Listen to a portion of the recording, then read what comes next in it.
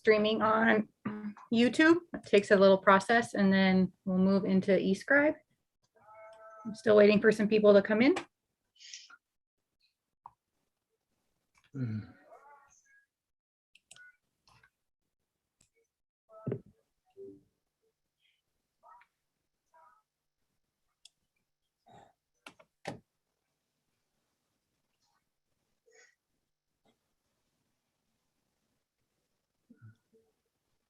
I think we've got a quorum.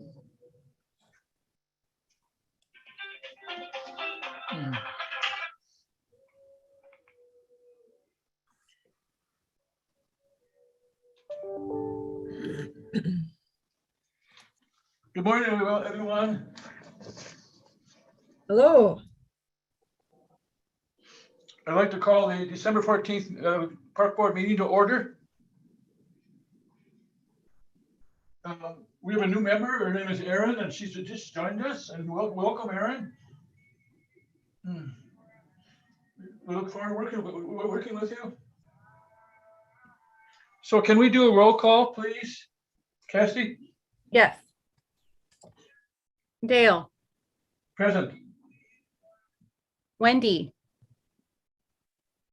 I think you'll be attending, but absent.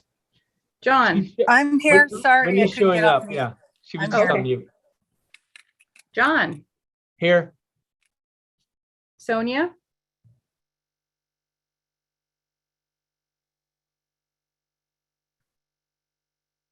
I can see Sonia in the waiting room, or she's in the meeting. We'll Yeah, come back. she usually has to dial in separate because of some issues with work computers. Yep, and I admitted her, so I can see her, I just can't hear her. We'll come back. Danny. I don't think Danny will be joining us today. Okay. Margie Here. and Aaron. Here. Okay. And then Welcome. Sonia, can you hear us? Well, we have a quorum. Thank you very much. So welcome, everyone. Is there anyone in the public chat room? We do. We have 3 members of the public. We'll go ahead and share our screen.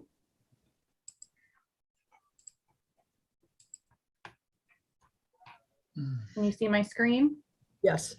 Yes. The agenda and related documents can be found at the link listed on the second page. If at any time during the meeting you have a question or like to be called on for discussion at the appropriate time, please raise your hand and then I will unmute you. That is that. Thank you, Cassie. Welcome.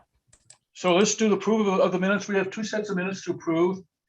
One from November 9th and one from November 19th. It'd be great to get a motion to approve the park board minutes. And I'd entertain a motion, please. This is John. I move to approve the park board minutes. Is there a second? I second. Is there any discussion?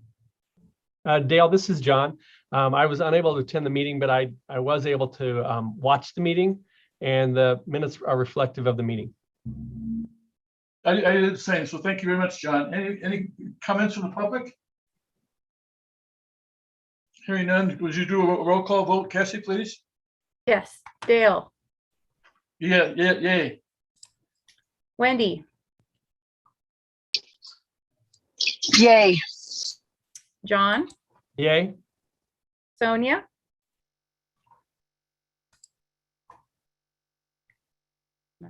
Danny.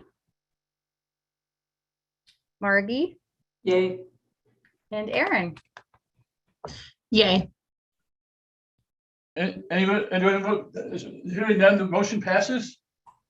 Thank you very much. So let's approve the CLAC subcommittee minutes from November 19th. And Margie, if you could introduce the motion, that'd be great. I move that we approve the CLAC subcommittee meetings from December. Right? November 19th. Thank you very much. 19th, sorry, 19th. Is there a second? Second. Any comments from park board members? Any comments from the public? No? Hearing none, Cassie, could we do a roll call, please? Sure. Dale, Yes. Wendy, Yes. John, Yes. Sonia, Danny, Margie, Yes. Aaron. Yes. Thank you very much. Motion passes. I appreciate this. The next agenda item is 1.3. Are there any announcements? The only announcement I have is just Danny Gunlocks has asked to resign from Park Board due to a number of things related to work, education, and family, and extends his appreciation and thanks to all of you. So we'll work with the mayor on a new appointee. And then, of course, a huge welcome to Aaron as our newest member. Is the resignation effective immediately? Technically, the way legal views the positions is they're held by that person until filled. Got it. But Danny wasn't able to attend today, so. Okay, thank you. So any comments from the public? We're on agenda item 1.4. Any comments from the public, please?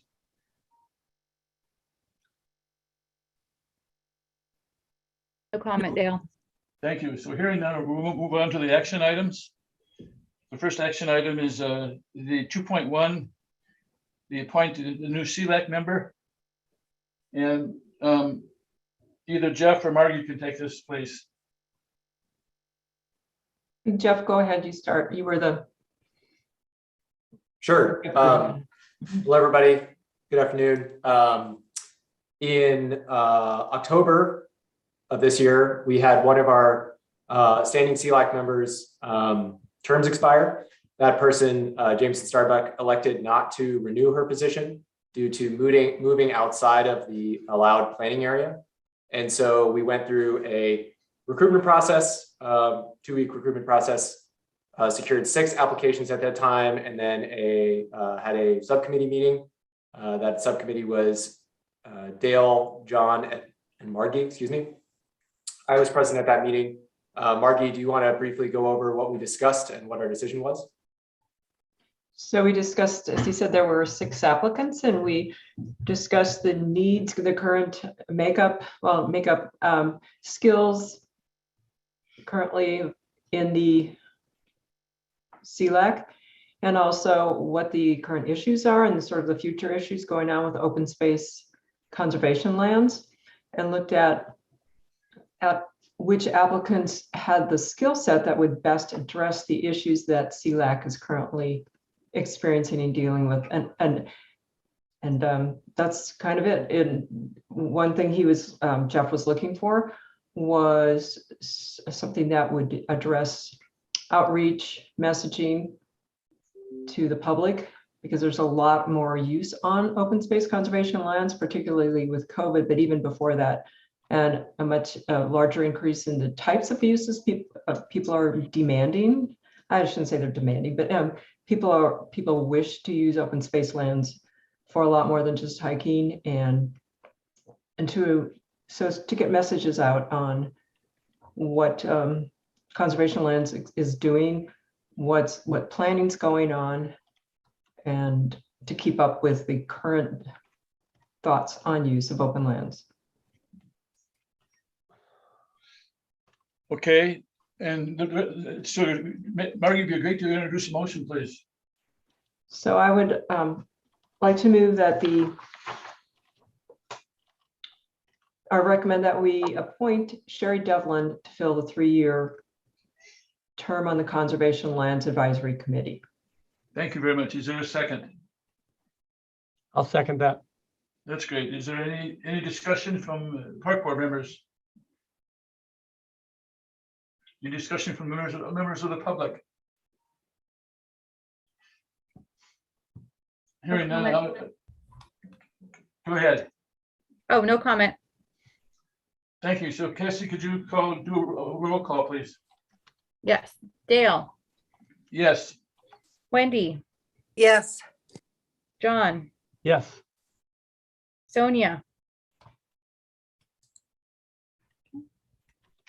Danny's absent. Margie, Yes.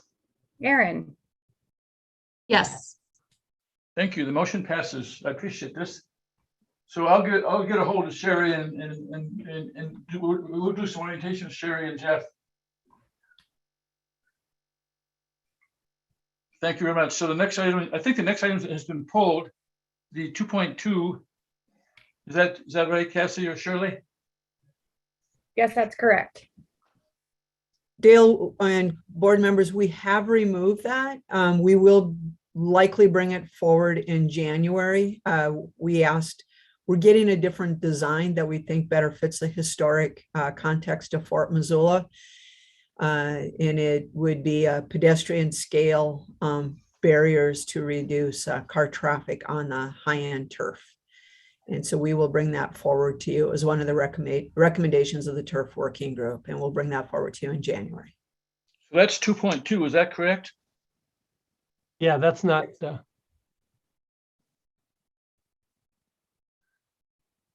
and Donna, as just a point of clarification on that, then the turf working group decide to support those barriers to eliminate cars from being able to get on that high use turf and not just reduce them? Well, we're going to do everything we can to eliminate, but Okay. I've seen some pretty artful vandals in my life. So Go up on two wheels, pass, come back down. So we'll move on to 2.3. Review and Yes. approval of the open space bond logo. I think that's Jeff. Thanks, Dale. So I'm going to share my screen here in a second, but to introduce folks, especially Aaron as our new member, to sort of where we're at, with the most recent open space bond. So in 2018, Citizens of Missoula passed an open space bond paired with joint city county open space bond paired with the conservation and stewardship mill levy, which directly supports the funding for the conservation lands program within Parks and Recreation. And as part of that, that sort of generated a little bit of confusion around those different funding sources. So we have a bond, which has particular uses, and we have this conservation stewardship mill levy, which has particular uses. And so internally, staff have talked about the need to, one, differentiate between those two funding sources, but then also to educate members of the public about how their tax dollars are being used. And so I'm going to share my screen here. For a second. Everybody can see that. So we decided a few months ago to work with a local graphic design firm to develop a open space bond logo. And the idea behind this is that this logo could be used to sort of as a badge on informational signage to educate members of the public about different funding sources, in this case, particularly the open space bond, for that project. And so in doing that, we wanted to clarify that there are specific criteria for how this bond, this logo could be utilized. And I'll go through the two bond logo options in a second. But we have a brief document sort of identifying how this logo could be utilized and how it differentiates from the conservation stewardship mill levy. So just to remind folks that the open space bond funds places and infrastructure. And so this includes both acquisitions of new open space parcels, as well as the reinvestment of infrastructure on existing open space parcels. That investment in the infrastructure of open space lands is new for the 2018 bond. And the conservation and stewardship mill levy funds staffing and stewardship of the conservation lands program, which increased, again, staffing, materials, and contracted services budget for our program to better manage existing and new open space conservation land properties. And so, again, in line with the fact that we needed to further educate members of the public about how their tax dollars are being used, we went through and developed a couple of draft options for a bond logo. I'm going to go through those, and then I'm going to come back to this document about how we could apply them. So if we switch over to the draft logos, we went through a number of iterations to pare down to a design that both fits the aesthetic of sort of the Missoula Valley and sort of the sort of history of open space conservation here, as well as refining something that could be broadly utilized and adapted for multiple applications. So we have two different options for Park Board to consider. One, they're somewhat similar. They have the same elements, but the graphic design is different. And so here we have sort of a badge, as you can see, with sort of mountains, rivers, trails, and wildlife. We have a second option shown below, which is very similar with mountain, rivers, trails, and wildlife. The color schemes are the same, but the layout is slightly different. And you can see what they would look like as paired with no text here. So the idea behind these badges is that they could be utilized. Right now, we're proposing to utilize them in a temporary nature. If I go back here, you can see that we are proposing to utilize these potentially in online sort of information pages via, for example, Engage Missoula, or on the city's website, or with on-site project informational signage discussing those project funding sources. And for example, if we scroll down to one way this could be utilized with the upcoming Waterworks Hill trailhead reconstruction, excuse me. You know, the project was brought to you by Parks and Recreation and Missoula Water, but it was funded by, or partially funded by, the open space bond as well as RTP funding, right? There are many other funding sources, we know about this, but this is just an example of how this badge could be applied to inform members of the public about where their tax dollars are being used. Right now, we are only proposing to use the logo in a temporary nature. Other municipal governments have used this type of logo in a permanent nature. Right now, we think the need is most apparent for individuals and members of the public to find out about where their bond money, where the bond money is being used, you know, on sort of as projects are happening. There is a need for more understanding on the long term. And John, you have a question. I do. Do you see any need to add any verbiage about Missoula or Missoula County open space bond instead of just open space bond? Yes, and so that was an internal discussion. If I go back to the logo, you'll see here that these were the designs as per the graphic designer. What we requested of them is that we also get copies without text. And so that you can see the design and assess the design here, but that we could modify the text in whatever way we see fit. To say that it's, you know, joint city county bond, that this is only the city portion, that you know, arguably you could put conservation and stewardship mill levy here. There are ways that we could slightly modify the text rather than the design of the badge itself. Thank you. And one more question, if you don't mind, while I'm at it. Do you or does the department see any benefit to, at least from a color scheme, start matching some of the branded logos within the department itself so that they all match from a color scheme? We do, John, and thank you for bringing that up. One of the challenges we have with Parks and Recreation is a multitude of logos and brands. And so part of our effort here is to create something identifiable that'll really go with construction projects initially. We think there's a much bigger task before us of working with the county to identify potentially all city and county parklands and trails that have been acquired with open space bonds. That might also include working with Five Valleys Land Trust, and becomes a much, much larger project as we talked about it in-house, as well as tying everything back to all the city and park and rec logos. Thanks So a bunch. before we over logoed folks, we just want one identifying badge just for construction projects. So we don't miss the opportunity to educate folks right up front. Thanks, guys. Yeah, I agree. Thank you.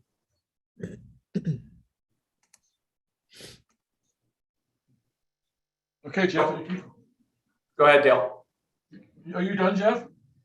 No, I would just like to ask Park Board to consider these two logo designs and essentially allow staff to utilize these as shown as an example here for temporary implementation to inform members of the public about how open space bond dollars are being used specifically on projects at this point, not on long-term acquisitions, as Donna mentioned.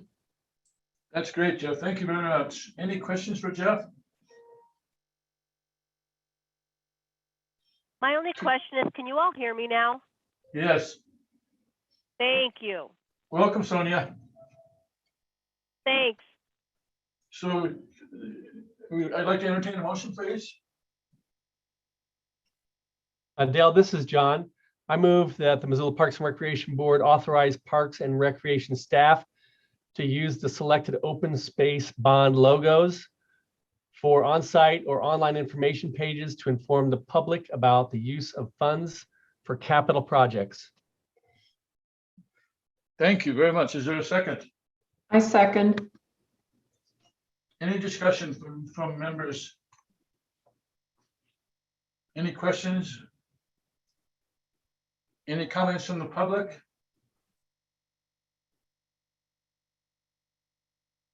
Hearing none. Cassie, could you do a roll call, please? Dale, Yes. Wendy,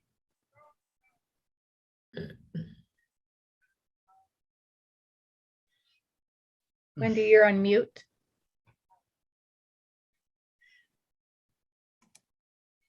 Wendy, you're on mute.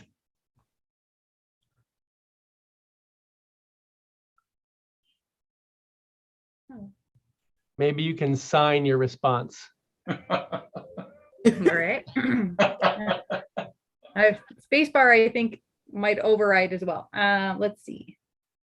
John, did I call on you already? No. Nope, I vote yes. Sonia, Yes. Danny, Margie, Yes. Aaron. Yes. Thank you. The motion passes. Thank you, everybody. And I did just want to mention that we will be choosing one of these. We will not be utilizing both of them so that we can have consistency in application. So. Thank you for the clarification, Jeff. So Dale, do I need to, sorry, Dale, I know we just passed it, but I used the plural images. If I need to amend that to say image. Stand corrected. Thank you. Next agenda items 2.4, the subcommittee again. Jeff, please take this one. Great, thanks, Dale. So as Margie and I briefly discussed, the subcommittee met about a month ago to discuss potential CLAC applications. And at that time, we discussed the need for essentially to review CLAC governance documents. So it's been quite a long time since these documents have been reviewed. And we, again, with the advent of the Conservation Stewardship Mill Levy, the increase in funding for the Conservation Lands Program, sort of the growth of the program and the expansion in terms of scope and need, we discussed the application for discussing again and reviewing CLAC governance documents. Thank you, Jeff. Can I get a motion, please, to authorize us to continue to meet?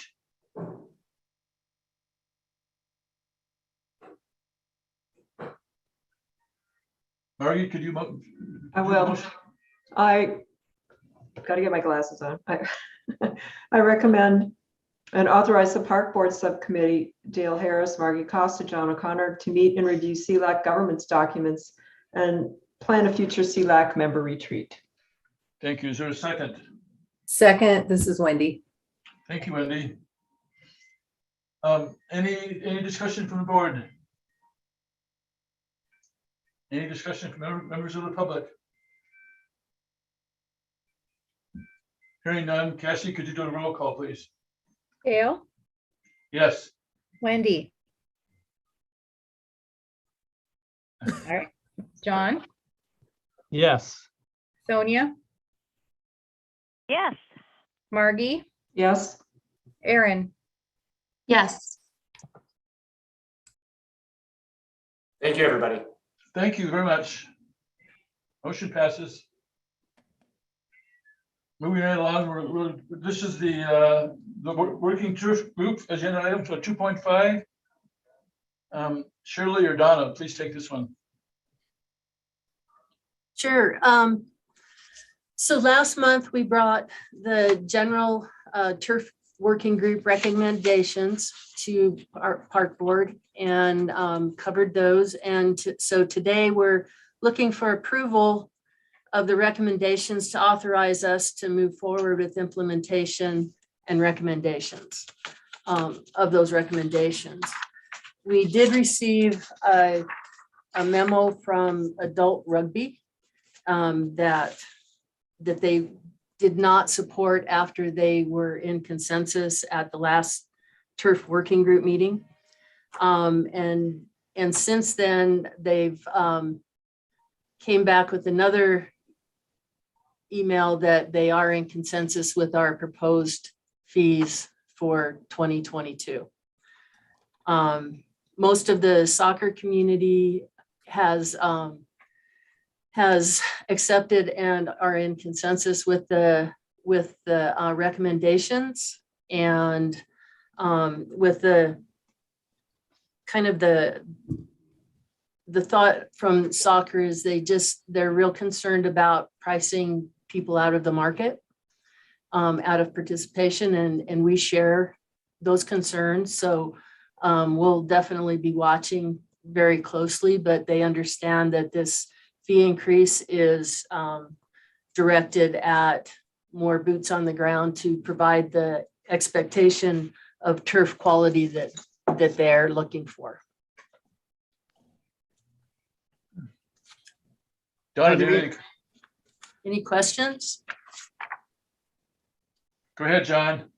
Thank you, Dale. Shirley, so I participated in the turf working group. I was there for our last meeting when I felt we gained consensus from all the participants and all the groups. I also was a recipient of the memo from Rugby. I did not receive any follow-up memo, so I'm not sure what that information contained. My impression from that first note was that although adult rugby and youth rugby had agreed to the recommendations that we made out of the turf work group, that they were backtracking their agreement, not just on the fees, but on some of the assumptions that were part of the turf working group and some of the recommendations associated with increased staffing and limited use of the fields. So my impression was that the memo that they sent was more than just about the fees. So my question is, when they sent the second information agreeing to the increased fees, did they also remove their objections that were part of the recommendations that came out of the turf working group, if that makes sense? It does make sense.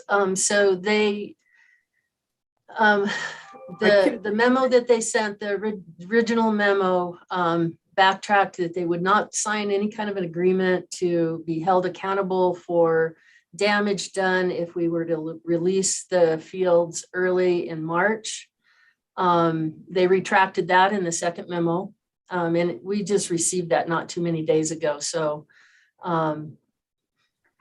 they did kind of retract everything, other than they stated that the fees moving forward were just they were unacceptable for Maggot Fest.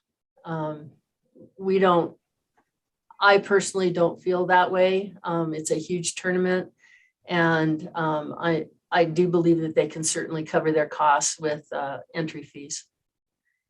I'd like to, if I might, the reason, so it was received after Shirley had submitted all of the information to Park Board. It was received on Friday, December 10th, and it says it's from Owen Scully, who has been the representative to the Turf Working Group and for rugby. And it says, while the hourly fee increase for the pitch is steep, the fees are not as high as we originally thought they might be. I'm paraphrasing to simplify. And the cost, we can live with the cost, is what it says. However, we'd like to take another look at the fest, and what Shirley and Brian from our staff will do is show comparable rates being assessed every other user group. And like every other use, work our way through that. And like every other request can come back to Park Board for waiver of fees or reductions if Park Board so chooses. And then finally, it says, yes, we do want early access to the pitch, and we are willing to sign an agreement that is worded fairly.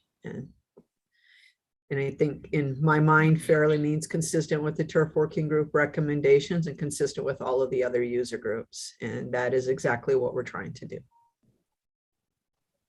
So does staff take any exception to any parts of the agreement? We are, there are things being recommended that are not consistent with best practices in managing turf. That said, one of those primary things was early access to the pitch despite the temperature of the soil. The soil needs to be reach a particular temperature before the grass actually comes out of dormancy and begins to grow. Play on dormant grass is one of the worst things you can do to the vegetation. The group, the Turf Working Group, reached consensus that one field would be open, the pitch would be open almost as a sacrificial, although that's not to use that word, turf facility early in the season, and that all user groups would have access to it. We would do it on a trial basis with a constant sort of review for safety. And there is an outline provided by the Turf Growers Association of what safe is, and that the users who use that early would share in costs of any major renovation related to that turf. And so we're going to give it a try. And it's just one of those things that the department wasn't 100% excited about because it's in conflict with best practices, yet it's so important to some of our user groups that they wanted us to operate outside of best practices. Was that the only exception? That, I think, was the only exception that's related directly to the recommendations. I mean, certainly during the 5 meetings, there was all sorts of, I think, good critical thinking, a lot of healthy discussion, but I felt that the group came to pretty good consensus. I guess the one other item is shoveling off the synthetic turf. Again, not a best practice, but we think the risk that we're taking there in giving people more access to the synthetic turf after snowfall is measured, and we can be careful, and hopefully we don't have any accidents or incidents and somebody doesn't use a metal shovel and dig into the turf, because that would be a very expensive repair and shut us down.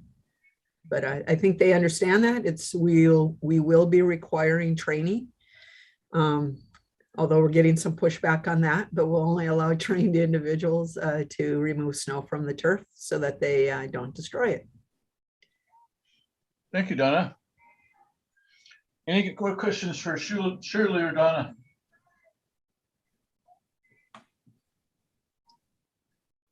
Don, did you have a question?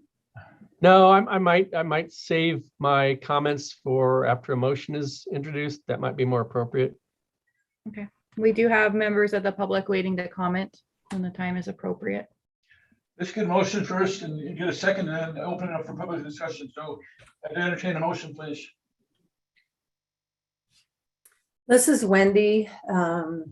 I would approve the recommendations made by the TURF working group, including the associated policies and fees to implement the recommendations. Thank you. Is there a second?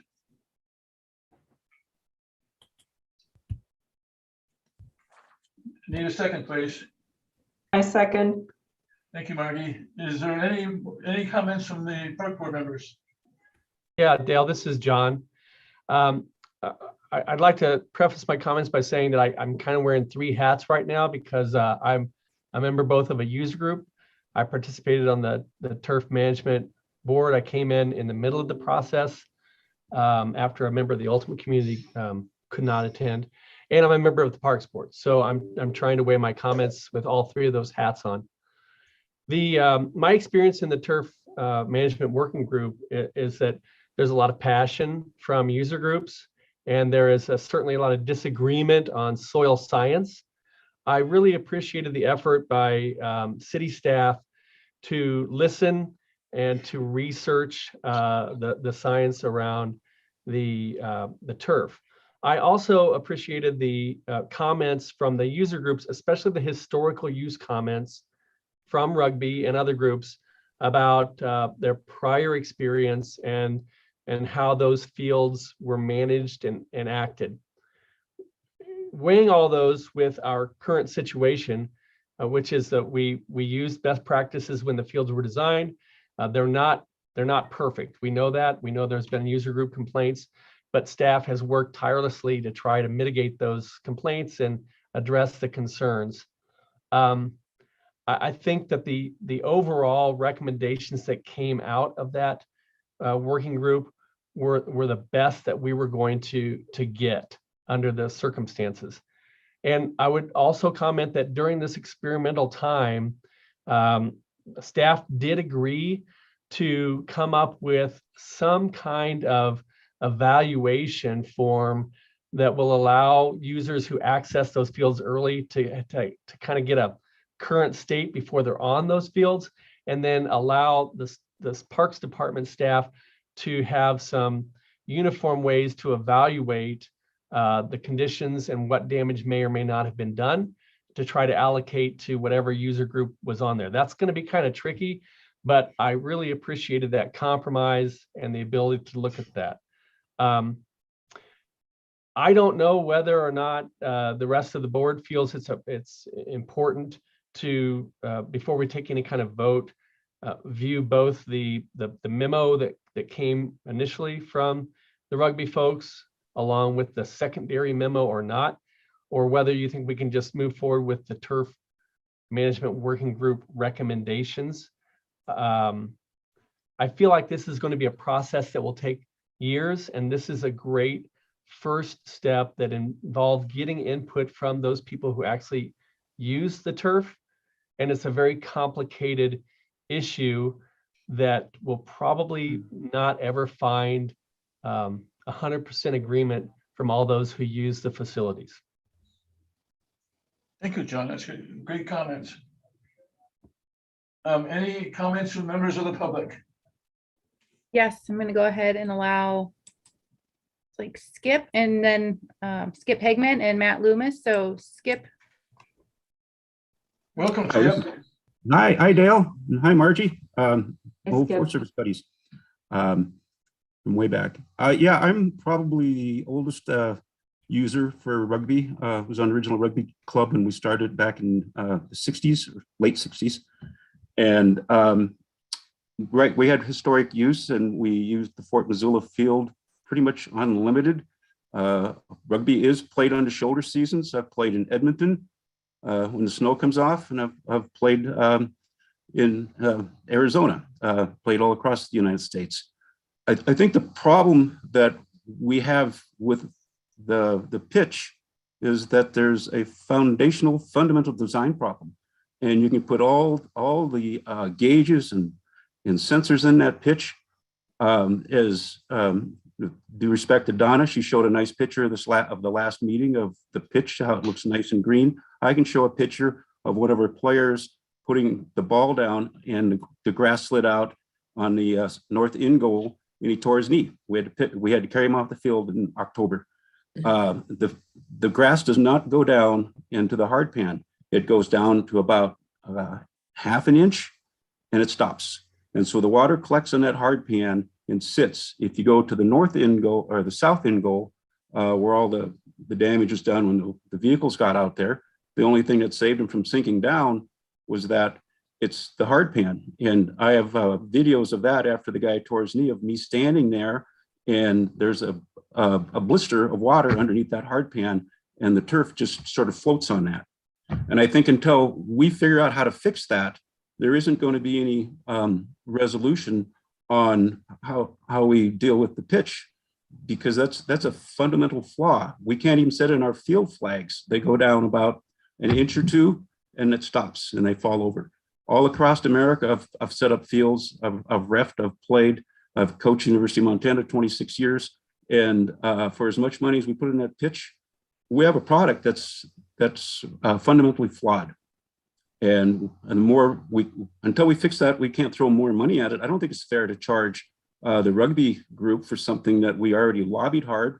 We're responsible taxpayers, and we're getting taxed again for something that is the product that it's not working. I mean, it's just not. You can walk out there in all summer, you get wet. Your feet get wet in those moats. The pitch is wet on top all the time. And we're told we can't play when the pitch is wet because we'll ruin it. But when can you plan? Because it's wet all the time. A lot of discussion in our rugby community. There's a fear that if we speak out too much, we'll lose access.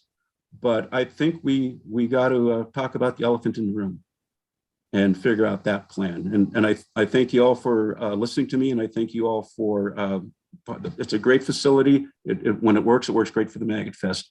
But we have some problems that we need to work through. Thank you, Skip, very much for your comments. Matt, did you want to go ahead? Yeah, thank you. My name's Matt Loomis. I'm just here. I'm actually here for something else, but I just wanted to say I understand that there's a lot of turf concerns, not just with phase 1, but there should be with phase 2. But I think as far as like proper usage, that we need to, that there's a certain way to utilize this good turf with respect to the gentleman who just spoke before me. I think we as a community are not used to it. We've had nice fields for only a couple of years, and we've had poor fields for 100. So I think that's just part of it, is kind of the education component, that we can't just let these fields sit, that it takes expense and cost and science. But I would caution moving forward presumptions of user groups being able to cover their costs and I hear what Shirley says, and I think I understand why she said it about, I'm pretty sure rugby can just make it work, cover their cost with fees and whatnot. With you as a board, respectfully, I've sat in your position on other boards. Until you look at the budget of a nonprofit user group, you really don't know what they can afford and what they can't, and what their costs are. So I would just caution you, please, to not make decisions based on assuming that someone can afford it. Thank you. Thank you, Matt. Any other comments from the public? There's no further comment. Shirley or Donna, do either of you want to respond to Matt or Skip? I think if we would like to go into detail on the turf, I'm going to defer to TJ. I don't see Link on the phone. TJ is I develop Parks and Trails superintendent. What I can share is TJ and staff have added additional aerations, additional fertilizations. They have, in fact, added an additional sensor at the rugby location, which would shut water down more frequently, whether irrigation, whether it's wet because of rain or wet because of additional irrigation. I do think there is a challenge because certainly we're maintaining on a standard already above what was projected. So on a 1 to 5, we were projected to be in a higher mid-range. We're already maintaining above that range and being asked to maintain at yet a higher level. So we're at a 3.17 on a 1 to 5, going to a 4.25.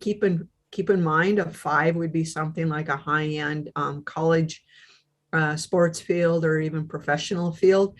And oftentimes those are fully fenced, gated, and don't allow any practices on them.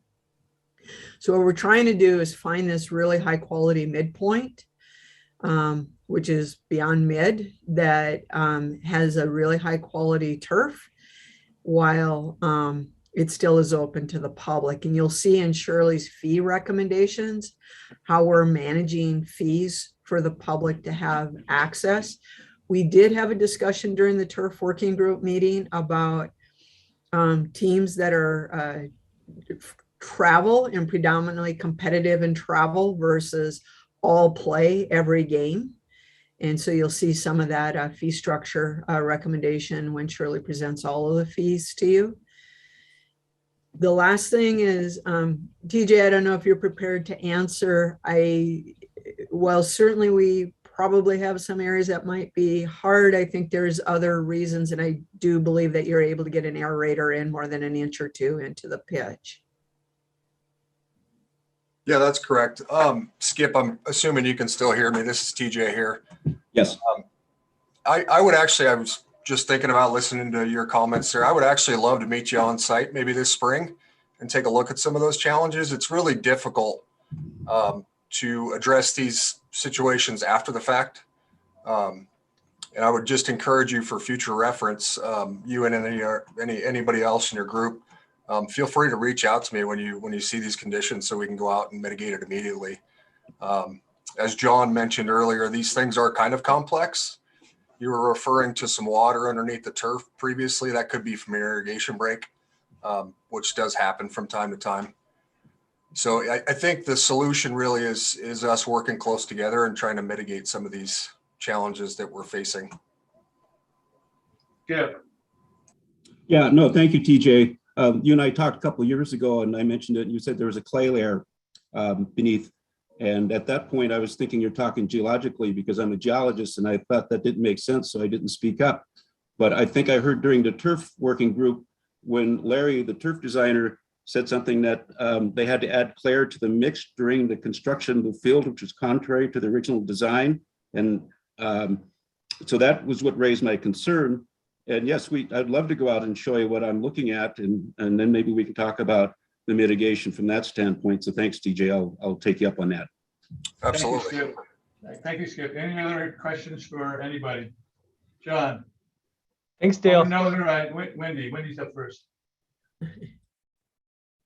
Yeah, I was just, in regards to my motion, I was really basing that off of what we talked about at the last meeting. And Donna, you said exactly what you said just now, is like we were actually upping the standard. And I felt like that was a big step for us to do that, but it seemed like the right thing to do. And I was so pleased with the working group and the process and having everyone at the table. But if we feel like, so it's hard to reconcile, TJ, what you're saying with what Skip is saying.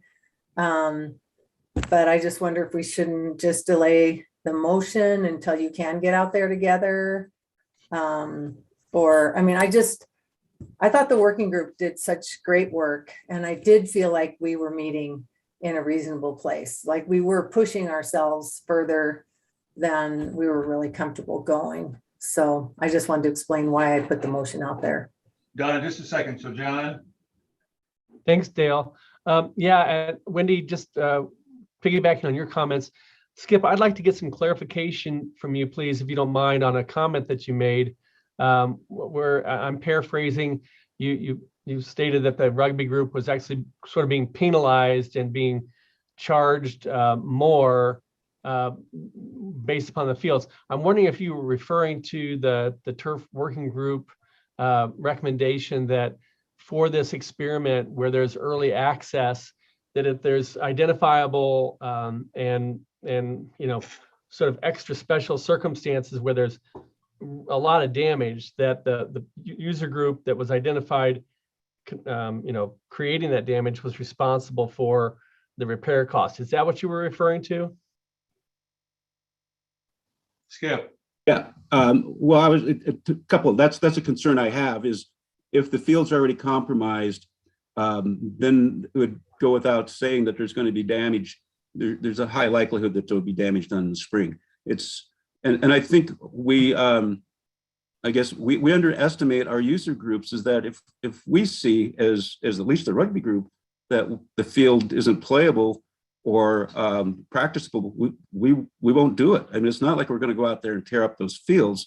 We have a vested interest in those fields. Like everybody else, I'm a taxpayer. So we wouldn't, if we see there's damage, we would discontinue practicing. But if what I saw when that huge hunk of turf peeled off in October under normal playing conditions, a sunny day where that turf is only a ½ inch thick, and I have pictures of it, it's a 4-by-4 piece that just slipped off like a mat, and the kid popped his knee. I mean, that's a problem. And then if you walk to the other end, and maybe it was a busted water pipe, but that field is historically wet around the edges. So you put your kit bag down, or you drop your granddaughter down, and they get wet. And I've never played on a pitch anywhere except in Trinidad where it poured rain, where you have that problem. And so I'd love to meet with TJ and talk about it and point it out. We certainly don't want to get kicked off the pitch, but I think it's something to consider is, do we have a fundamental design flaw? And if so, how do we fix it? And how did it happen? Because that's an expensive pitch. I'll go back to when we can't use that pitch, we use Lewis and Clark grade school. They have a big piece of grass there that's first come, first serve. We wait till the soccer kids get off and Saturday morning, we line it, we play on it, kids play on it nonstop. There's no limit when you can play on it. And I keep an eye on it. It's great grass, and it's durable, and it was cheap. And it's in many cases better than the pitch we have right now, because there's divots out there that have been marked where you can roll your ankle, where the sprinkler systems have sunk. I got pictures of those too, and I can share them with you, TJ. And we've put circles around them and asked for them to be fixed, and they haven't.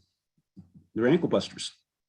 Thank you. So anyway, I can go on and on, but I look forward to working with TJ. Thank you, Skip. Donna?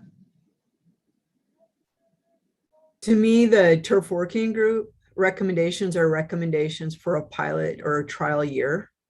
I think if we don't proceed with these, we're already, quite frankly, a long way in. That holds our fees. It holds us in ordering our equipment, in ordering the additional fertilizer and materials that the working group has requested. I feel like we're either all in for a year and we try this out, or we're right back where we were last February when we identified the need for a turf working group. So I feel very strongly that proceeding is absolutely the best. It doesn't mean we're stuck with what we recommended. It means that we are going to make some investments and do this. I also want to assure the group, yes, it is I'm not downing what Skip says. TJ and Lincoln, our staff, have, in my opinion, been exceptional performers at Fort Missoula. I would encourage every single person on this screen to walk the facility. We understand that we could maintain less, and that might better meet rugby's needs. It's not what we're hearing from the majority of the user groups, nor what we're hearing from visitors from out of town. Again, I'm not saying there's not a spot or several spots we need to look at. I'm not saying we shouldn't look and move irrigation heads. I'm not saying there aren't specific issues. I just want to assure you, it is the compliments do exceed the complaints. And we have user groups who visit these facilities from out of town because they're the best facilities they've ever played on and ever get to play on. Thank you, Donna. John? Sorry, I just have one more comment. And Skip, I'm not trying to pick on you, but I do want to take issue with something you said more than once during your comments, which was that you have this sense that if rugby has a feeling that if they complain or speak up, that they might somehow not get access to those fields. I take issue with that. I think that we as citizens all have the same ability. And I would also please say that if that occurs as a board member, I want to know about that because that's not with the operating philosophy or policies that I've ever heard coming out of any parks staff or employee when it comes to access to fields. And I'm a user who has spent almost 20 years trying to get access to fields. I understand the challenges of it, but I've never felt that I was denied because of any complaint that I made. Okay, you gotta be quick. Yeah, okay. Yes, thank you for that, John. I guess that was from internal with our group. There was that discussion. And I think when we tried to raise the issue with some of the quality of turfs, there were folks amongst our group that maybe didn't get that on the table like it should have been during the turf user group. So thank you all for listening to me. And again, I look forward to working with TJ. You're all doing a great job. So thank you. And thank you, Donna. Thank you. So we've got a motion, it's been seconded, and we've got park board members and public comments. Any other questions for sure? Dale, Sonia. Dale, I had a quick question for TJ. This is Sonia. TJ, when Skip says that there are some flaws on the field, what is your reply to that? Do we have some flaws on the field and something that we need to look at a little bit closer? I can say with some confidence that no, there's no major flaws on the field. I can say I actually took photos, documented the field conditions this fall with the intention of having that photographs for the future in case we developed agreement with rugby, letting them on early. So I'm not exactly sure what he's referring to. 2 years ago, I met with John. I don't know if that's what he's referring to about some sprinkler heads that were low, and we talked about having a work day to have the rugby group come out and assist with that. But other than that, yeah, I'm having a hard time understanding really any of those complaints related to the field conditions. Skip, we gotta move on, so we gotta vote on this motion. Okay, thank you, TJ. Sure. Thank you, TJ. So we've got a motion on the floor. Any other discussion? Skip has another comment. Oh, Dale said he wanted to move on. So Oh, okay. I guess I wouldn't be here speaking if we didn't have a severe disagreement, TJ. I mean, this isn't easy for me to have this conversation. So I'll just leave it at that. And we can disagree, but we'll figure it out on come spring. Thank you, Skip. Thank you, TJ. We're ready for a vote. Dale, Yes. Wendy, Yes. John, Yes. Sonia, Yes. Margie, She's debating. Margie, you're muted. Yes. and Aaron. Yes. Motion passes. Thank you very much. Moving on to agenda item 2.6, the review master fees. Shirley and Morgan. Shirley, why don't you start out, please? Okay, I'm going to share my screen with you.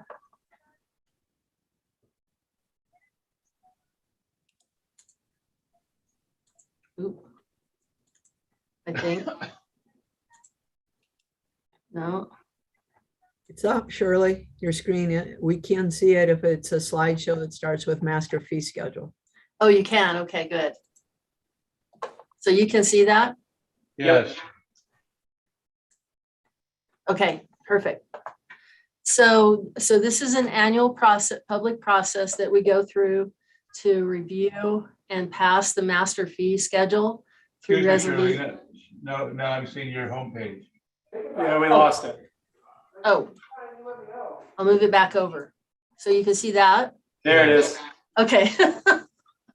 I hate technology. So I get it. I thank you, Neil. So this public process essentially goes through, we do meetings with user groups and get recommendations and feedback from the fees that we're proposing. We review the document along with the policies with the Parks and Recreation Board. We review with the Conservation Committee and also, which is council, and also with the County Parks and Open Space Trail Board. The council actually passes a fees only document that does not include all the policy. It's much easier to change policy if we need to by just coming back to this group and saying, this isn't working, we need to do something different, versus if we had policy set by resolution, we would have to wait for another year or pass an amendment to that resolution.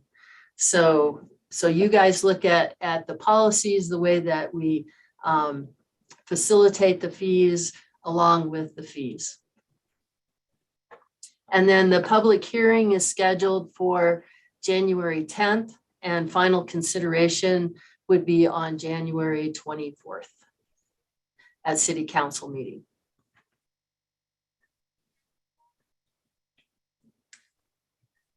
So this document is generally is associated with all our rental fees and reservations, our permits, our facility admission fees, and some program fees. Obviously, we've had a challenging couple of years, and what we're seeing currently is a 10 to 25% inflationary cost for supplies. Utilities are all going up. In addition to having to adjust wages in order to even have to get people to apply for our jobs. So the wages increase under the union contract for Developed Parks Division. And then we're looking at adjusting Recreation Division intermittent wage so that we can staff our programs and facilities.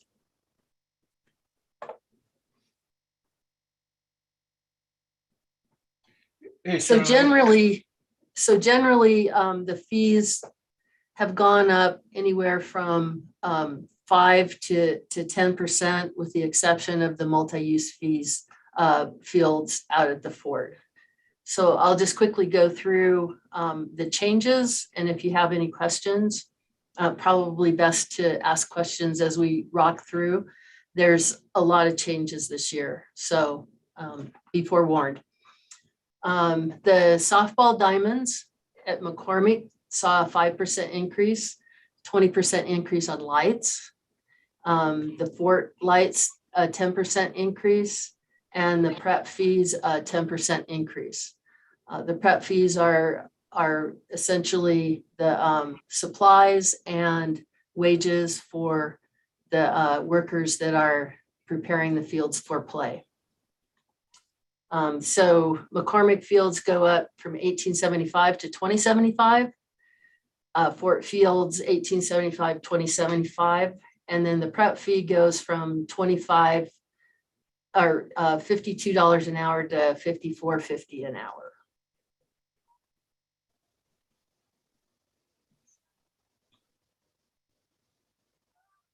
The league rates, it's basically math. Take the hourly rate and times it by, they actually play 5 hours and we charge them for 4.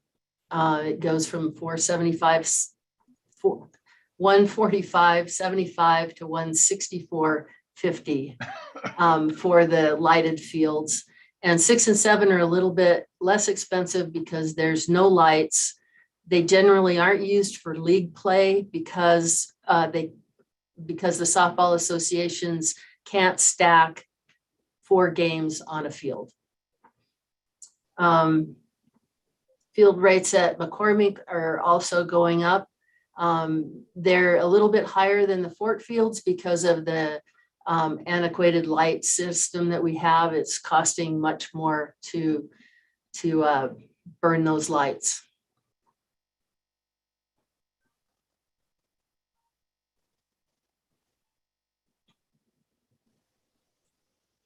So the tournament fees are increasing. 187.50 a day to 207.50 a day, and that's with no prep. And then we add prep on top of that to look at full tournament rates.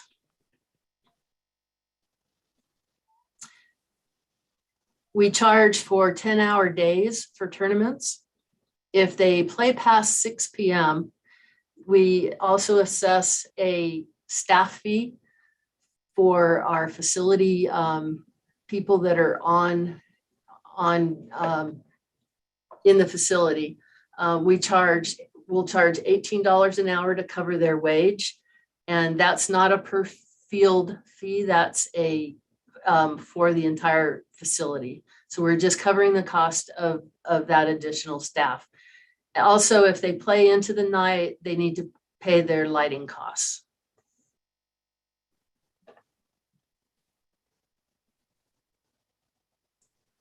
Baseball and softball at Playfair increased $13.50 to $14.75, and the youth cost goes up as well, essentially due to wages and supplies for field grass maintenance.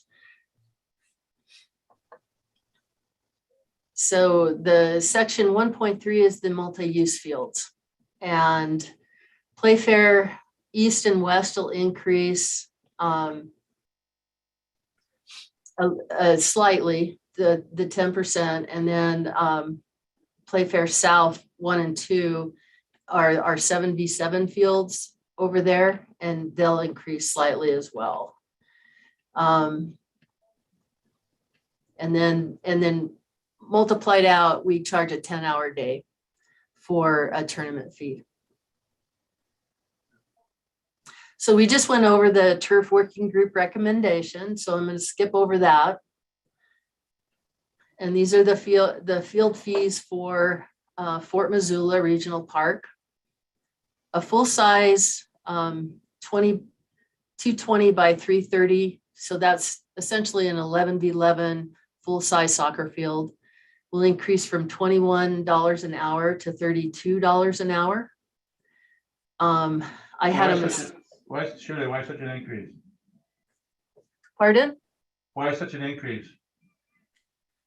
Because the turf working group has asked us to increase the maintenance on the facilities from a 3.17 to a 4.25.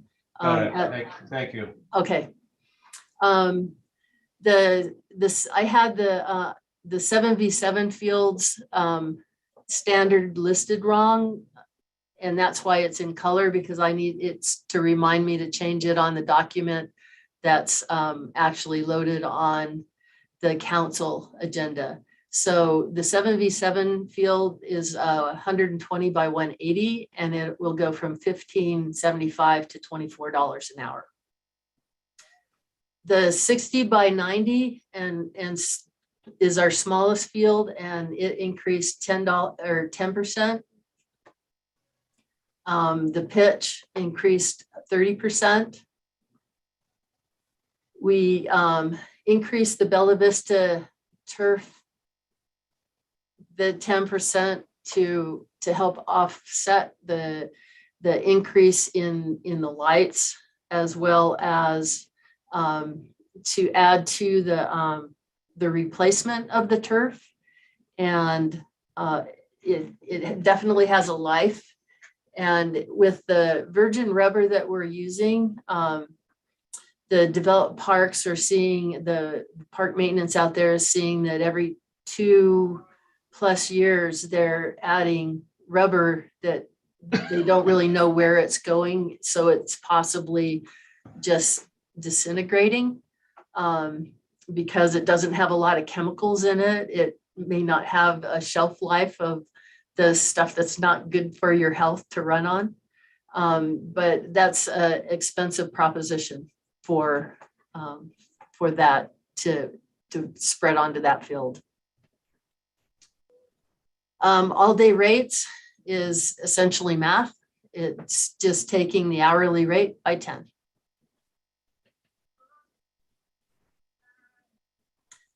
So what we did too is this is part of the policy changes. We looked at developmental youth programs, and when we were talking about such a huge increase in rental fees, we felt pretty passionate about not pricing out developmental youth programs and or adults that meet all the criteria and organizations that are specifically designed for inclusion of individuals who otherwise don't have access. So we developed a discount fee if it's a nonprofit for the larger size fields. And if they're in good standing with Parks and Recreation, meaning they pay their fees, they do all the things that we require any other user group to do. They follow the city's non-discrimination policy. Their program's open to all youth. Youth who register get put on a team if they register before the deadline, of course. Youth play at least half the game each time they play. So no one sits on the bench the whole game. Coaches need to receive some kind of formal training that fosters positive youth development in sports. They provide a scholarship program that's easily accessible. And you don't have to be a member of a club or organization in order to access that scholarship fund. And also, we put in there the Parks and Recreation Board may review reports to affirm continued discount. Because this body is where we bring everyone who wants a discount. We gain your approval for those discounts. Shirley, I have a question. This is Margie. What groups are under developmental youth programs? Give me an example. Does it include strikers or does it? You know, it would probably be Parks and Recreation, obviously. The YMCA, Micro Strikers is part of Strikers. I believe that the Missoula Youth Soccer may fall into that. It's essentially the developmental programs that are not associated with travel. Travel competitive play is kind of that breaking point.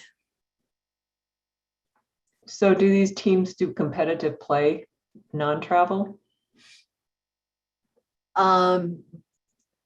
Programs like, it is competitive play, but it would be more recreational play and or development. Any of the youth programs, they start at age 4 or 5 and go through to the point where you're either picked up on a team that you try out for that's a travel team. So the Micro Strikers or the YMCA or the Parks and Recreation soccer programs would all be considered developmental programs. It goes really well with our DEI program mission, meaning competition is less the key word. What's more important here is scholarships are based on socioeconomic need, not on athletic skill ability. And playing time is, I get to play even if I am not a good player. I get to play just like everybody else. So it's about actual play time and how the scholarship determination is met, and that there's the non-discrimination policy of the organization is at least as robust as the cities or more so. Okay. I just have kind of just one more thing. I just have some friends that are coaches, and I went over this part with them, and the part about youth playing minimum of half a game was a little concerning because there's not necessarily control over that. People could be sick.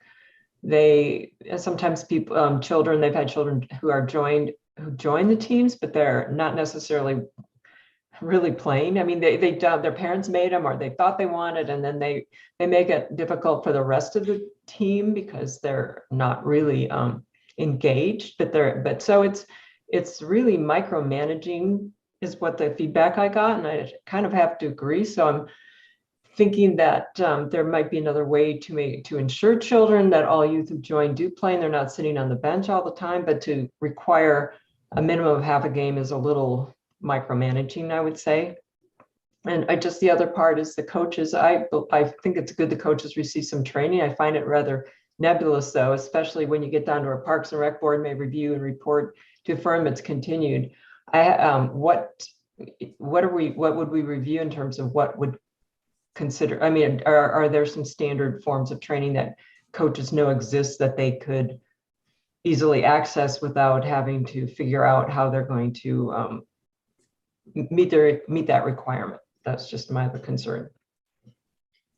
We can, I think, I'll defer to Shirley, but we can just note that youth plays in every game. We're not going to be out there policing. And most of these programs, it's per their own policy how they set the program up. For example, I mean, I've personally managed a number of youth leagues in my earlier career. It is not very difficult to make sure that every kid gets into a game. I don't mind if we take out the half game. And generally, what you would expect from all the user groups that are providing youth services is that there's some level of training around a positive life experience for those kids. It should be pretty easy for the Y, micro strikers, youth soccer to say, here's how we train. It's like a 10-minute deal. Okay. If they're not getting that, I think what we could do is we could add to that and say, or we can provide them a training program at no cost. Be happy to do that. If we have user groups that are getting no training at all in positive youth development, I think we can offer that as a Parks Department.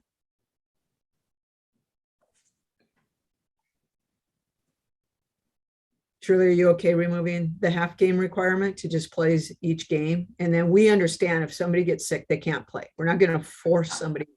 You know, that would just be cruel and unusual punishment. Yeah, I made note of that. Thank you. Thanks for catching that. I think that's a really good catch. So thank you. Don has had his hand up for a while. I see you. Go ahead. Hey, thank you. I just want to agree with Margie on this. I think we have to be really careful. And I'll give you an example. Understandably so, there have been folks with disabilities who have been underrepresented and have been discriminated against. There is currently an activist person going into medical facilities to challenge the number of handicap spots they have, how accessible their doors are, and filing claims against those folks. The language that we use can be used against us if we're not careful on how we craft it with unintended consequences.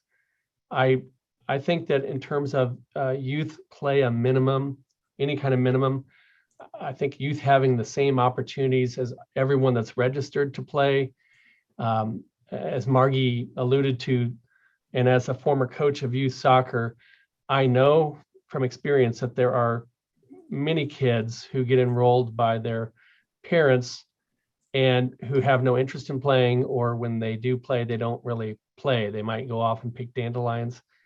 And I know that over time, some of those kids play or don't want to go in.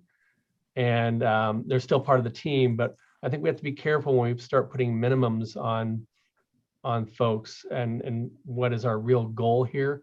So just crafting that language is important. Also, in terms of scholarships, I would like to consider having that change from scholarship to something about either scholarship and or financial aid. There are developmental groups in town that don't have scholarships because they run on such a shoestring budget. But I know that some of those folks offer programs where financial aid application, usually one page, can be filled out and then fees are deferred or just forgiven for their child's participation in a program. Got it. And then on the open to all youth, I hate to be nitpicky, but wouldn't it be more appropriate to say open to all youth who qualify for any age groups? I mean, we don't want a 16-year-old signing up for an 8 to 10-year-old program.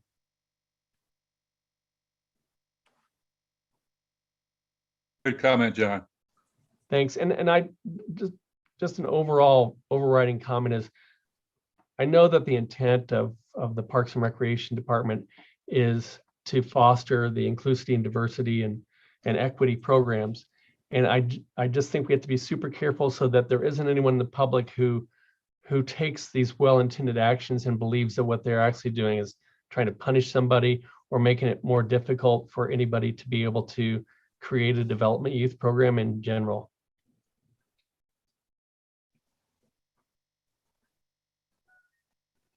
Any other comments? Surely proceed. Okay, moving right along here.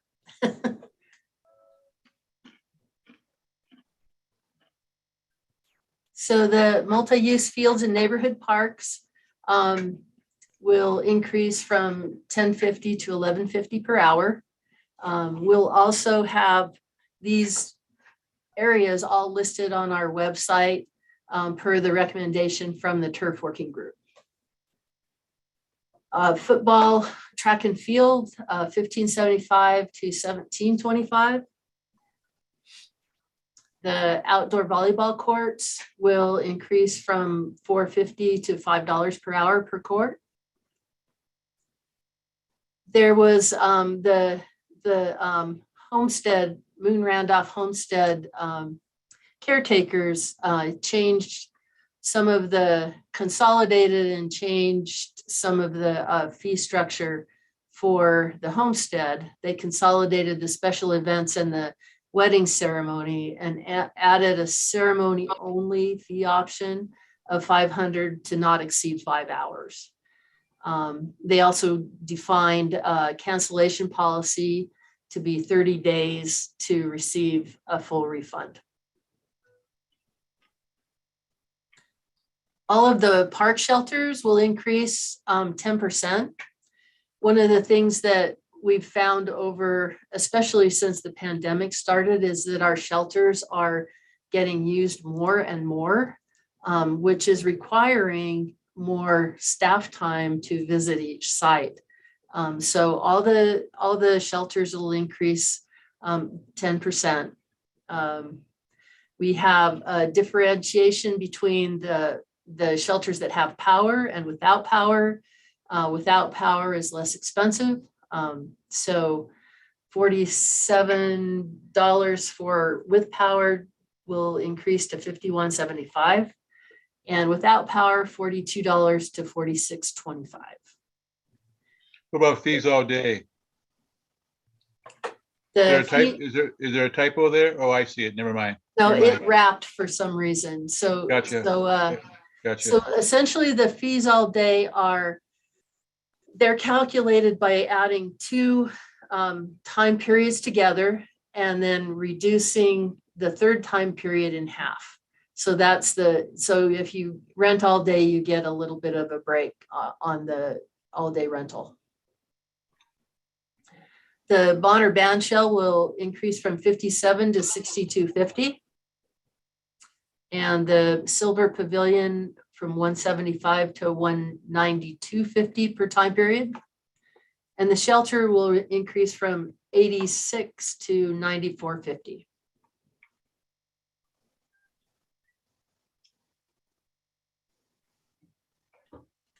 at Fort Missoula, the Meadowlark will increase by $15 from 150 to 165. The Bitterroot 47 to 51.75.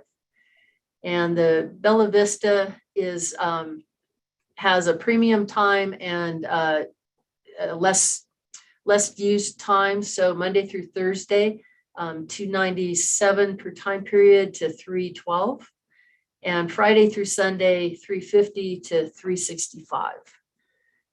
The Overlook Shelter is the same premium time period.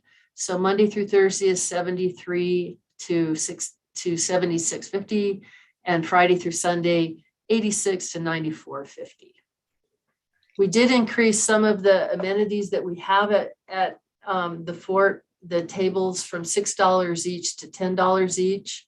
We're finding we need to replace them more often. Chairs from $1 each to $2 each. And the setup and tear down increases $5 just to cover wage. We need to add the mobile HQ trailer to the fee schedule, and that will be rented for $100 a day.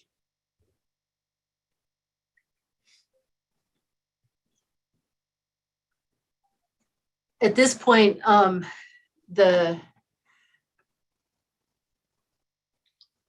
we're taking out the Ponderosa meeting room and plaza rental.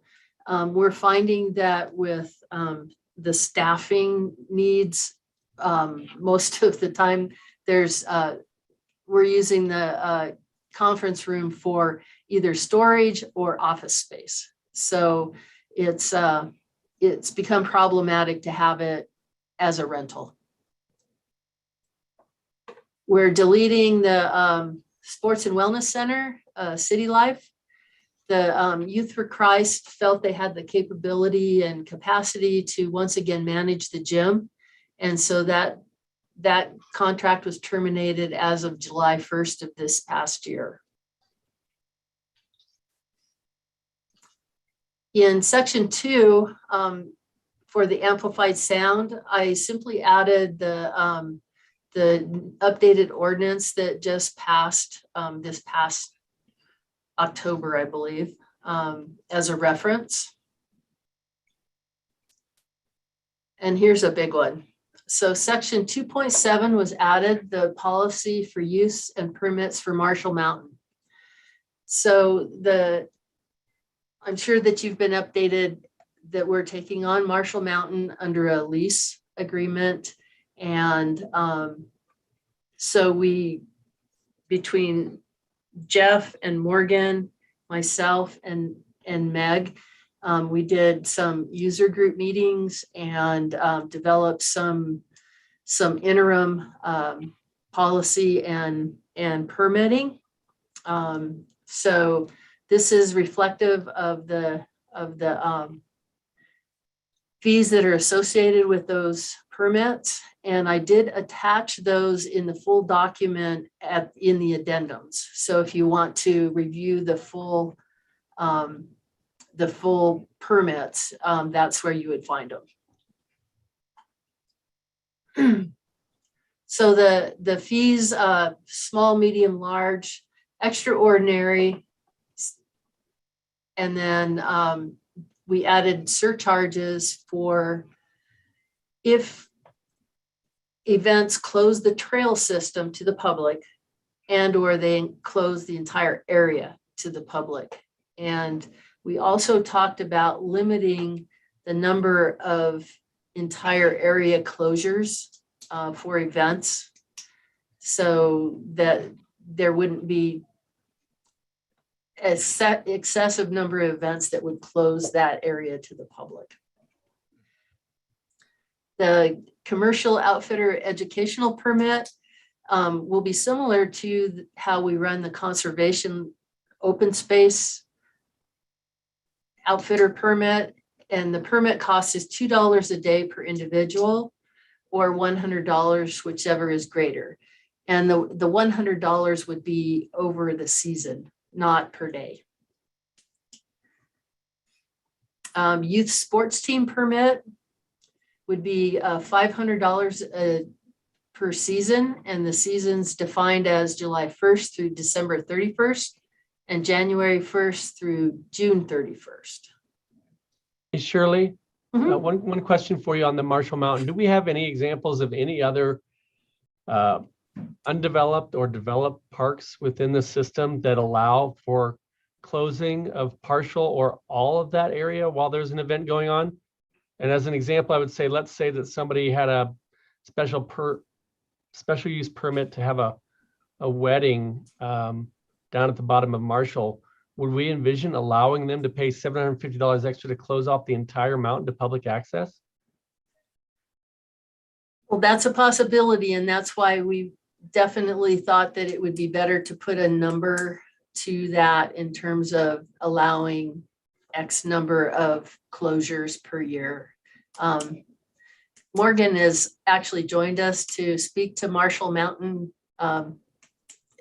because Morgan and we're going to tag team the land and the permitting. So as we move forward. Yeah, and I think just to back up a little, I think it's important to note that this is an interim permit. And so, we developed our conservation lands permits through a very similar process where we started with engaging users. And then we had an interim permit season where we tested out a few pilot permits. And then we formally developed our actual permit for the mountain. In this case, what you're looking at is would be policy that would be this next year and the year after, so 22 and 23. And so our goal is to really use those as years where we can learn how best to manage this facility. Obviously, we're also going through a large master planning process. And so, right now we are challenged in the sense that we've got an area that has had a history of large events, multiple events, outfitters, sports teams. It really is an area that is much used and serves a critical role within our community. But we do not have the facilities built to really handle the levels of use. And so, we are, and once we get through our master plan, we're going to really know what we're going to build there. And then we can build. And hopefully there's, when we get through that planning process, there might be an option where if you're holding a large collegiate level mountain bike race and you need to control the site to keep it safe for users, spectators, of course, could still show up, but you just wouldn't be able to ride that 300 acres that day. Through our master planning process, we might very well create a public access way to get around the site to access other trails. But at this location, we really are dealing with a bottleneck to get people in. And there are going to be and have been large events. To clarify though, Morgan, yeah. At this point in time, since the city only has a management agreement on the lower portion, on the Izzy Dog portion, these policies would be just for that area that's under city management and would not impact the middle or upper areas of the mountain? We are in the process of developing an MOU with Five Valleys Land Trust to permit the entire 320 acres. And so we are working through that with Five Valleys. We've got a similar agreement on Mount Jumbo where, folks that attend the Elk Ramble, you're actually crossing state and federal land. And so we've got an agreement with them where the city does all the permitting there. And so we should be having an MOU coming forward here pretty soon with Five Valleys too. So we are talking about the entire 320 acre envelope. Yeah, but even in the Elk Ramble, you don't close off the entire mountain. No, we don't. But you also have off-site parking, that's staged out of an area that can handle it. You're only running on 3.5 miles of trails. If you've got a large event, and keep in mind, when we review these permits, we can say no. A wedding closing the entire area is probably something that we would not allow. An extraordinary event of 700 people with spectators where you have safety standards that you have to maintain and you're doing a large race, yeah, it probably is going to make sense to close the whole area. And so just because we do have that ability for someone to close the entire area does not mean that we as staff are going to support that recommendation. And so I Thank think you. that's a good Yeah. distinction to make. Yeah, thanks for that clarification. The other thing I'd like to add is sometimes we're going to recommend closure because it's what's safest. For example, during the college downhill mountain bike races, we really can't have people all over the mountain getting in the path of the racers. We would, potentially be liable as a land manager for even allowing that to happen. So we need the balance there. And it's important to note that it wouldn't be closed to the public. The public could still show up and go watch the race. They just couldn't show up, get out on their bike and run the trails. It would be basically occupying all trails across the entire parcel. So. Yep, Okay, thank you. moving. Shirley, keep going. Okay. So we clarified the refund and withdrawal policy for camps, just basically cleaning it up to what we're doing and what works best.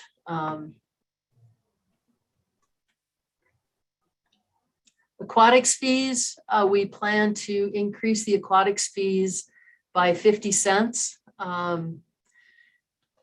for admissions, which is a 6.5% increase. And then basically these are the admission costs that would affect all of our passes, 10 punch, 20 punch, 30 punch, annual fees, annual passes, 3-month passes. There's a plethora of passes that people can get. So,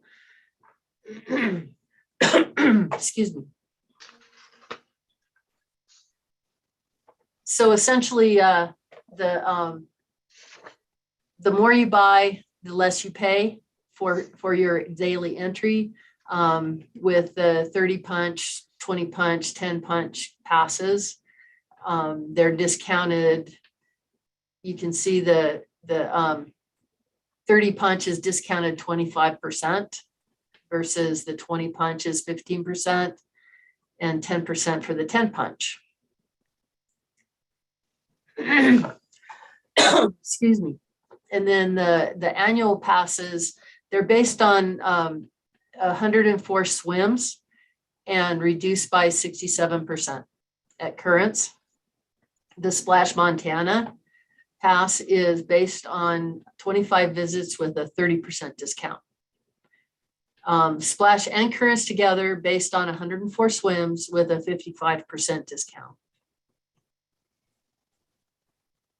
The Currents only based on 62 swims at a 58% discount. And Currents and Splash 6-month pass. Like I said, there's a plethora of ways that you can access the swimming pools. Discounted at 52%, and Currents only 3-month pass is 37 swims with a 48% discount. And let me remind you that we also have a discount city card for city residents. If city residents would like to get a city card, they're entitled to an additional discount. The Teams and Adventure Ropes course is increased by 10%, essentially due to wages, supplies, and our inspection fees went up.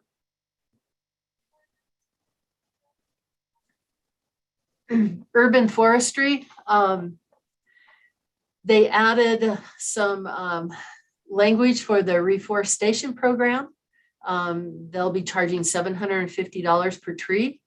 And this fee will pay for purchase and planting of a tree in the right-of-way adjacent to a resident's house. This program was put on hold for a couple of years, and now it's back. Also, there'll be money allocated from this fund to put into a memorial to plant trees in underserved or underforested areas in Missoula. Yeah, Shirley, just to add to that, this is a rework of the city's previous cost share program for tree planting. And so the cost share program is no more. We've rebranded it to really help build our urban forest. Also, the Memorial Tree and Dedication Program, the fee will be $1,500 for a traditional new on-site with a plaque planting. And the fees will support planting and long-term care for each tree and plaque. And lastly, the Develop Parks revamp their memorial bench program to more of a standard that they'd like to see across the entire system. They will refurbish existing benches for $500 and add an option to put an ADA pad along with that for $105. And then a new dedication bench includes all the lumber, hardware, supplies, mounting, the concrete work of the ADA pad, 2 plaques and labor, plus a 5-year general maintenance on that bench. The series 1.5 is $2,000 and series 11 is $2,500, which has a back to it. And that is the fees this year. Thank you, Shirley. Policy. Any questions for Shirley or Morgan? Hearing none, we're ready for a motion. We're great to get a motion, please.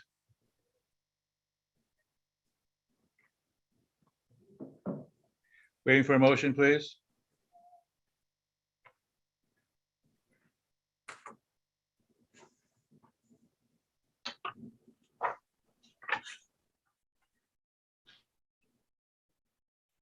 Waiting for a motion. You guys hear me? Testing 1, 2, 3, 4.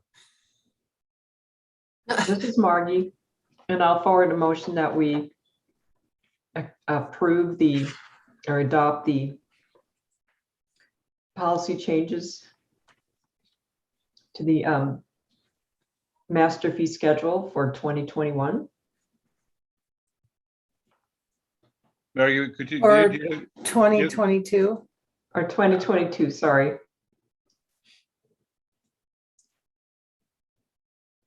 Would you repeat the motion, please? Margie, this is John. Would you be amenable to changing your motion to encompass reservations, permits, programs, and policy in addition to fees? Yes. Thank you, John. Thank you, Margie. Is there a second? This is Wendy, a second. Thanks, Wendy. Any more discussions from the board? Yeah, Dale, this is John. You had asked some questions earlier about that large increase of athletic fields, which concerned me as well when I first read it. But just for some reference, in Bozeman, they're about $40 an hour. When you get into Helena, they can be as high as $80 an hour. I found in looking at Bozeman, Spokane, Coeur d'Alene, Great Falls, and Helena that we're kind of right in that mid-range between 30 and 80. In Great Falls, they charge $100 an hour for their synthetic turf. So it is a large increase, but it still is within the range of similar communities. And I think with the increased costs associated with the recommendation to up the field maintenance, which will cover and include personnel, costs associated with that those field price increases are in line and are not really unreasonable to ask. Thank you, John. I did one more comment, Dale, and that's on the tree program. I did some similar research on that because that fee schedule does seem high to me. And most of the programs that I could find, including in the Helena, were more in the $400 to $500 range for a tree, not $700. And I would just like to get some input from staff on why that increased to $700. Yeah, and I can speak to that. So traditionally, we changed. This was a fairly large increase. We, as part of our cost share program, we're charging $250, and so that was basically someone could pay $250. That was pretty much the cost of a tree with maybe a water bladder, depending on the species of the tree. And then city staff would go and plant it for them and then also provide watering. And so there's a significant amount of folks were getting a really good deal. And largely what we found with that cost share program was people that had the money were able to buy a tree and get moved to the top of the planting list. And so we were having situations where folks that could afford a tree were basically consuming more of our limited planting availability that we have in-house. And so this really is an effort. You're essentially creating a situation where if someone wants to move to the top of the planting list and you want that tree in front of your house the very next day or the very same season or the very next available planting season, you're funding not just your own tree, you're also funding planting of a tree in an underserved area. And so it really will kind of double our impact. And we felt based on staff time and resources, and if you look at like what it would cost to hire a landscape company to purchase a tree, bring it there and plant it, and then maintain it for you, it's pretty on par with that number. But it also helps get trees into underserved areas and grow our reforestation program. Thanks, Morgan. Would you feel the same way about the memorial tree increase to 1,500? The memorial tree program has been difficult in the sense that right now, and we would like to next year bring forward a rework of our entire memorial tree program. A lot of other communities have varying different levels, whether it's a virtual memorial, so you can track the life of a tree on TreeWorks or some kind of inventory. You can buy a leaf or something that would go on a installment somewhere else. Right now, what we have found is with our memorial program, you buy a tree and you buy a plaque, and we are replacing those plaques in perpetuity for decades and decades. And so if you think about it, it's quite a commitment to the city on that memorial tree, especially with those plaques. And those plaques have increased over time, and it takes a lot of time to manage the system, buy the plaques, get them back up there. And so it is a lifetime commitment for the life of that tree. Thank you, Morgan. Appreciate that. Okay, we're running into a deadline here, time constraints. So any other comments, questions? Cassie, would you call the roll, please? We have a comment from the public, Dale, or at least a hand up. Thank you very much. Matt? Yeah. Oh, okay, now I'm unmuted. Thank you. I have so much to say. So Chair, please cut me off if you need to. I appreciate it. My name's Matt. I've been a resident of Missoula for 25 years. I'm a supporter of Parks and Rec, trails, conservation, land stewardship. I'm a donor, I'm a contractor, I'm a partner, I rent facilities, and I even work part-time for Parks and Rec. So I feel like I'm an ally. But I need to complain about pricing. It's not just, how dare you guys? I think everybody agrees that nobody wants costs and fees to go up. I think everybody agrees that, stuff's expensive right now. This is an annual thing as far back as I can remember, except for last year because of basically COVID. But increases in parks expensive they continue to go up. And I think it's because parks is simply being tasked with doing too much with too little.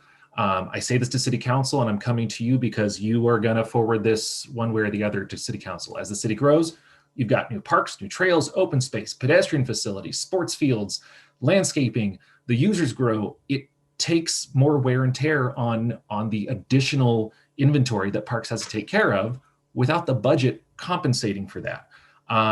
Like Fort Missoula Regional Park, that was paid for through a specific fund, but no maintenance funds were added to that. It was just up to parks to kind of figure it out. While the city's done an admirable job of trying to give employees better wages, better benefits, that's great. The budgets have not been reflected to pay for those wages and benefits and new equipment. And my message to you, and it will be to City Council as it is every year, is City Council should be funding these additional costs, not the users. They fund additional costs for every other department in the city, as far as I'm aware. Kind of one thing I'm getting at is Parks and Rec has minimal ways to increase revenue. The main avenue is through increasing facility rental rates. Shirley's not doing it because she enjoys it. I'm pretty sure the opposite of that. But this is how you gain more revenue. It's also double taxing the users. The 2022 proposal you've seen has a suggested increase of 10%. I do want to note I wasn't going to, probably the fields I use the most are the Fort Missoula and McCormick softball fields. Those rental rates, by the way, are for the entire evening with no exceptions. So it's not, if the league wants to rent for 2 hours, they still pay for the entire night. So the reason why softball fields 6 and 7 were built at a great expense and not used is because it's a higher per game cost than the lighted better fields. The McCormick fields, which have been ignored for years, are now going to be more expensive than the nice fields. So you guys should be aware of that before you tell council, yes, you should raise these rates. Missoula used to host, those fields used to host nearly a dozen softball tournaments each year. Those tournaments, in fact, entirely in 2021, either shut down or moved to other counties or fields due to the pricing structure increases. That's not just lost revenue for parks, it's for the whole community, obviously. As far as staffing costs during the leagues, the available staff this year was essentially useless. I could give examples, and I'm happy to do that at a different point, but frankly, the user groups don't get what they're paying for. So increasing that is just a slap in the face. But what possibly concerns me the most about this is an increase in fees for individuals and groups to use public parks. That leads to a smaller population that's able to use them. Recreation is in your name, but much of the general public is priced out of doing this.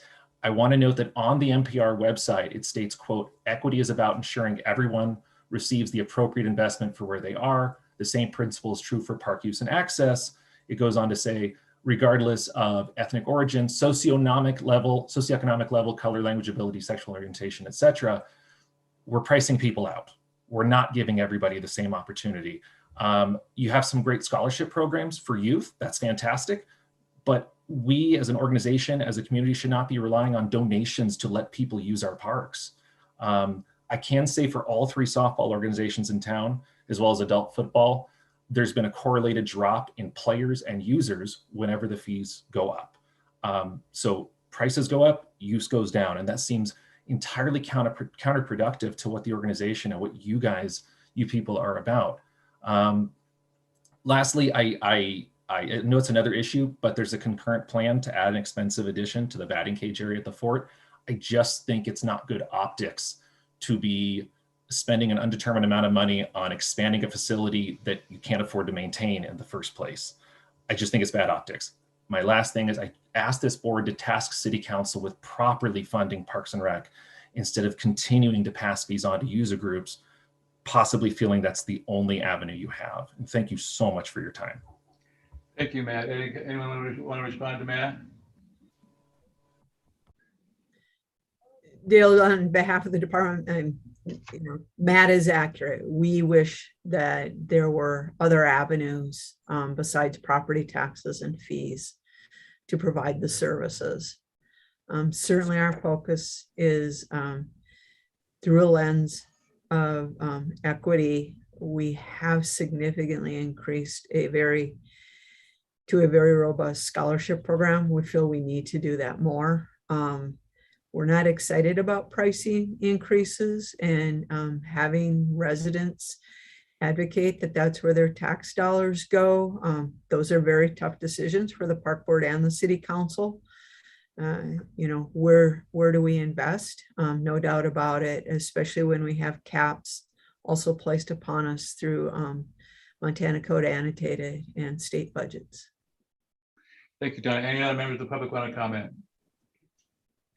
Hearing none, Cassie, would you call the roll, please?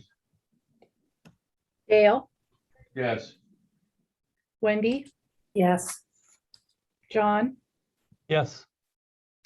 Sonia, Yes. Margie, Yes. Aaron, Yes. Motion passes. Thank you very much. Thank you, Matt, for your comments. Moving along, is Neil or Nathan here to talk about Parks and Trail Design Development Update? They both are, and I think we can let them go their presentation. You can read the department report on your own, and we can catch up on strategic planning next time. That's great. Thank you very much. So Neil, go ahead. Okay, let me just get set up here. I will share my screen. I have to switch screens. Hang on for a ride. All right, here we go. Hey, Aaron. Okay, can everybody see that? Yeah. Yes. All right. So projects and planning, the fun part of Parks and Rec for me. So we've been really busy. We have a lot of projects that have been ongoing over the past year and upcoming projects. Westside Park is one of them that phase one we completed in spring of 2021. It included this beautiful shelter, a new preschool age playground, a new restroom portalet enclosure, as well as updates to the areas around the splash pad. We have raised through our partners $2.3 million in private donations, grants, and foundations for this project. The city has contributed $350,000 and Missoula County Public Schools $100,000. So this has been an extraordinary capital campaign to redevelop a well-loved and well-used neighborhood park in a low to moderate income neighborhood. Phase two construction includes a new elementary school age playground, a new sport court, a new school area lawn space, as well as updates to park pathways, the greenscape, so new turf and new trees. Construction will begin in March and will last through the summer with the hopes to be completed by the time school starts again in the fall of 2022. Caras Park Phase 1 is the first phase of the implementation of the North Riverside Parks and Trails Master Plan. This area of Caras Park was going to be under construction because of a stormwater infiltration gallery. We tagged on to that project to try and start to implement this master plan so that when we put the park back together, we're putting it back together in a way that furthers that plan and meets the goals of the project. So we're at about 15% complete. If you haven't gone by, walk down the Higgins Avenue Bridge, Bear Tracks Bridge, and take a look. It's pretty cool. You can see the new amphitheater shaping up, as well as a new lawn space that will be more multi-use for all kinds of different events and everyday activities. We expect to complete the project in May of 2022. The Clark Fork River Restoration and Access Project is ongoing. We are still in the design phase for this. The image here shows a concept for an access point at Caras Park at Brennan's Wave. So actually replacing that existing overlook with an ADA accessible ramp that gets folks all the way down to the water, which is a really important goal that came out of that North Riverside Parks and Trails Master Plan, was that people like to see the river, but they want to be able to get to it. And a lot of folks actually can't get down, scramble down the banks to get to the water. This project, while some of the more exciting images are of these access points, it is primarily a restoration project to restore the banks of the river that have been impacted through recreational use. Primarily since the Milltown Dam was removed, a decade ago, river use has exploded and we've seen a lot of erosion created by people trying to get down to the water. We're currently in a phase of seeking feedback on engagemissoula.com, and people have until December 21st to fill out a survey to make sure that these plans represent the goals for the project and the vision of Missoula for the river. So Marshall Mountain, we talked a little bit about this today. We're in the middle of a community visioning process for this property. I just checked Engage Missoula today, and we've had over 1,000 people fill out a survey about Marshall Mountain, which doesn't sound like a lot, but that's a huge number of people for a project on a city's website. We've had so many people engage on this project, which just shows that this is a space that the community really cherishes. And I think it's a really interesting project and unique to Missoula. So we're accepting public comment via a survey until December 21st on Engage Missoula. Following that, we'll start to develop this really broad community vision for the property. And then we're going to be diving into master planning starting in January. We currently have an RFP out for hiring consultants to help us with that master planning process. And just a note, as part of that master planning process, a really important component is a financial analysis, including a pro forma, feasibility study, and operational business plan for the park to make sure that we're able to do what we say we want to do and able to maintain it going into the future. This is the Milwaukee Trail Widening Project. This was completed this summer. It was part of a development agreement with a local developer.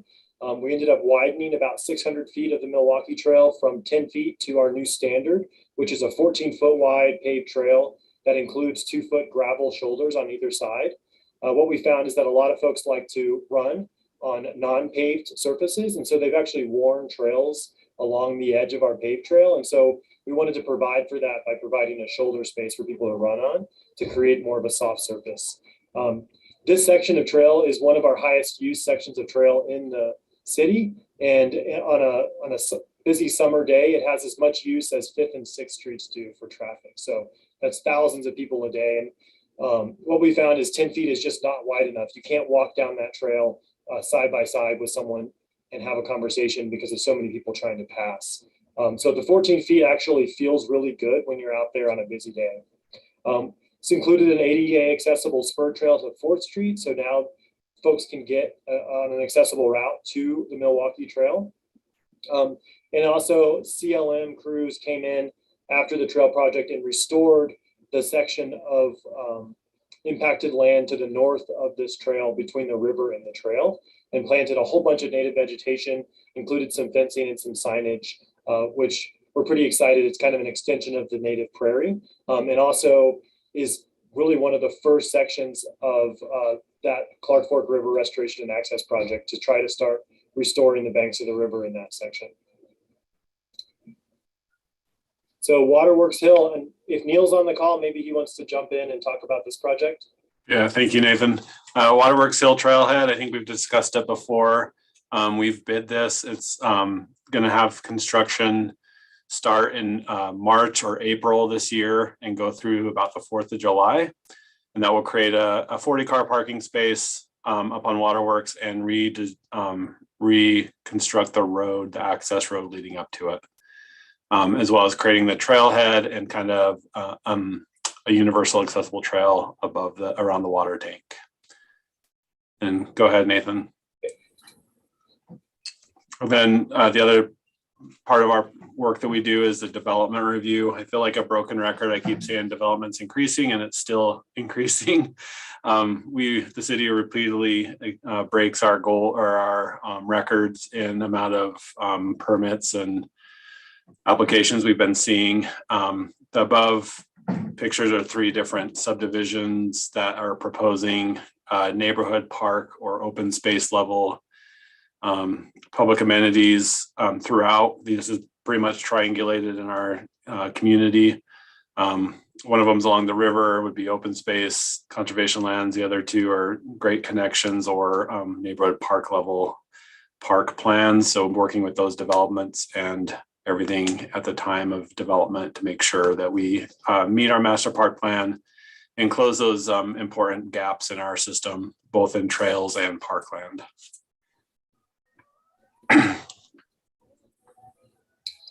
And finally, we do have a number of smaller projects or upcoming projects. We've been working with CLM staff on Bancroft Pond's outdoor classroom, which we hope to start installing this fall, or in this, probably more likely the spring at this point. Downtown Lions Park, we are going to be hosting a design workshop coming up this winter. We're hoping to engage with the Native American community in particular around this park. We have some partners that we've been working with in the past on this. Redfern Park and Playground replacement, we hope to bid this in the spring. This was a new park that we acquired, I think it was this past summer. The playground is in need of some serious work, and so replacement is a high priority. The Bear Tracks Bridge or Higgins Bridge underpass, once MDT is finished with the construction project, we want to move in there and start to develop that space according to the North Riverside Parks and Trails Master Plan. We've been working with Northwest Energy. They're going to be replacing their substation downtown in Missoula. We've been working with them to create an art wall around that substation, as well as they're upgrading their transmission lines. And we're working with them on placement of those lines and where the poles are and how that relates to park infrastructure. Fort Missoula Ponds is an upcoming public process sometime in the next year. And then another one, 1505 East Broadway Trail Design. This was completed this past fall. We'll be working on a development agreement with the developers of that parcel to try and get that trail section installed. And that is it. Thank you, Nick. Thank you, Nino. Any questions for Don? Go ahead. Thanks, everybody. However you might celebrate the holiday or the end of the year, we wish you all the best, and thank you so much for all of your work with the community and support of Parks and Recreation. Agree. Thanks, everybody. Give a motion to adjourn. I move to adjourn the meeting. 2 seconds. Come on, Aaron. All those I in can favor say aye. second it. Yeah. Motion She's in. passes. Happy holiday, everybody. Happy holidays.